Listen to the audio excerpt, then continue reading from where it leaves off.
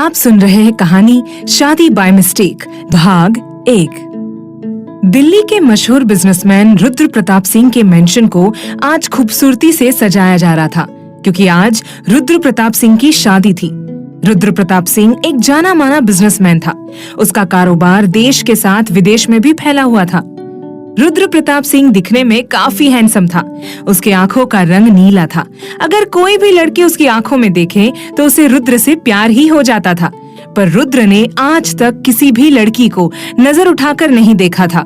वो शादी भी नहीं करना चाहता था, पर आज उसकी शादी हो रही है। वो अपनी माँ अवंतिका प्रताप सिंह के बोलने से शादी कर रहा था।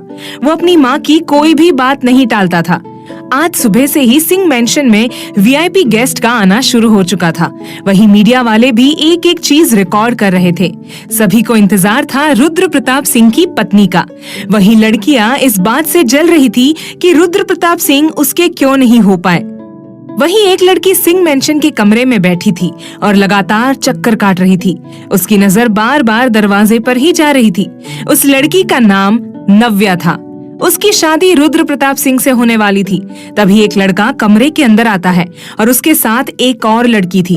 वो लड़का जल्दी से कमरे का दरवाजा बंद करता है और नव्या के गले लग जाता है। नव्या हड़बड़ाहट में बोली, विकी, तुम कहाँ थे? मैं कब से तुम्हारा इंतजार कर रही थी। 4 बार मुझसे पूछ लिया गया है कि मैं बाहर कब आऊंगी। मैं बहाने करके कमरे में बैठी हुई हूँ। अब अगर मैं यहाँ 2 मिनट भी रुकी ना तो रुद्र खुद आ जाएगा मुझे लेने, और अगर वो आ गया ना तो मुझे जाना ही पड़ेगा। मुझे उससे शादी नहीं करनी है। विक्की उसे शांत करते हुए बोला, जानता हूँ, तुम चिंता मत करो। तुम्हारी शादी सिर्फ मुझसे ही होगी, और देखो मैं किसे लाया हूँ। नव्या विक्की के बगल में खड़ी लड़की की तरफ देखती है, जो उसकी बेस्ट फ्रेंड श्रेया थी। नव्या श्रेया से बोलती है, श्रेया तू? श्रेया बोली, हाँ नव्या, बात करने का ज्यादा समय नहीं है। तो एक काम कर, तू अपने कपड़े मुझे दे और मेरे कपड़े तू पहन ले। नव्या हैरानी से बोली, पर तू शादी का जोड़ा कैसे पहन सकती है? श्रेया बोलती है, देख, ज्यादा मत सोच। मैं कौन सा रुद्र से शादी करने वाली हूँ। मैं बस कुछ देर के लिए ही ये शादी का जोड़ा पहनकर बैठूंगी। तब तक तू और विक्की इस मेंशन से बाहर निकल जाना। उसके बाद मैं भी जल्दी से चेंज करके यहाँ से निकल जाऊंगी। विक्की बोलता है, हाँ ये अच्छा आइडिया है नव्या, मैं बाहर वेट कर रहा हूँ। जल्दी से तुम दोनों अपने अपने कपड़े बदल लो। इतना बोलकर विक्की कमरे से बाहर चला जाता है। श्रेया दरवाजा लगा देती है और नव्या को अपने कपड़े दे देती है।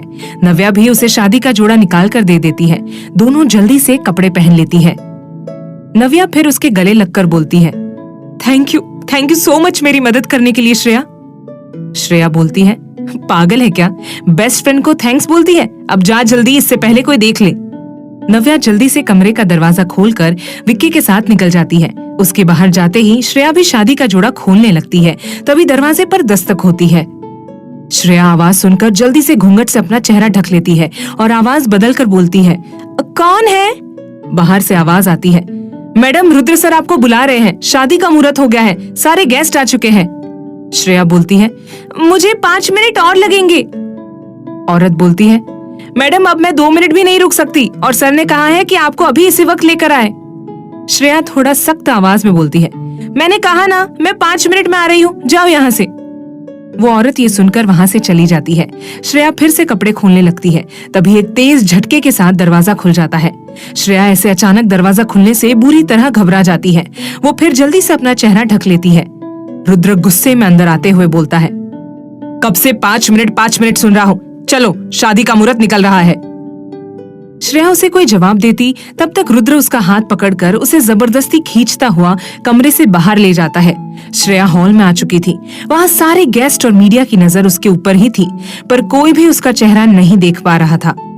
अवंतिका मुस्कुराकर बोली, ये है रुद्र की होने वाली पत्नी। रुद्र जाओ, अब तुम दोनों जल्दी से मंडप में बैठो, बहुत लेट हो चुका है। रुद्र अवंतिका की बात सुनकर सर हिलाकर बोलता है, जी माँ। वो फिर श्रेया का हाथ पकड़कर मंडप की तरफ ले जाने लगता है, पर श्रेया के पैर कांप रहे थे। उसे कुछ समझ नहीं आ रहा था कि वो क्या करे। उसके कदम आगे बढ़ ही नहीं रहे थे। रुद्र उसकी तरफ देखकर धीरे से गुस्से में बोलता है, क्या तमाशा कर रही हो तुम? श्रेया धीरे से बोलती है, देखिए आप मुझे गलत समझ रहे हैं। रुद्र बोलता है, मतलब क्या गलत है क्या सही, ये शादी के बाद डिसाइड करेंगे हम। चलो अब। इतना बोलकर वो उसका हाथ और कसकर पकड़ लेता है और उसे मंडप पर ले जाकर बैठा देता है। वो भी फिर उसके बगल में जाकर बैठ जाता है। थोड़ी ही देर में शादी की रस्में शुरू हो जाती है। श्रेया धीरे से बोलती है, रुद्र जी मेरी बात तो सुनिए। रुद्र गुस्से में बोलता है, जस्ट शट अप, चुपचाप से बैठी रहो और ये बार बार बीच में बोलना बंद करो। श्रेया फिर खामोश हो जाती है। थोड़ी देर के बाद दोनों फिर फेरों के लिए खड़े हो जाते हैं। फेरे होने के बाद दोनों वापस मंडप में बैठ जाते हैं। रुद्र फिर श्रेया की मांग भरता है और उसे मंगलसूत्र पहनाता है। पंडित जी अवंतिका से बोलते हैं, शादी संपन्न हुई। अवंतिका पंडित जी की बात सुनकर मुस्कुरा देती है। वो फिर रुद्र और श्रेया के सर पर नोटों की गड्डी घुमाती है और एक नौकरानी को पैसे देते हुए बोलती है, सारे गरीबों में बांट लो। नौकरानी वहां से चली जाती है।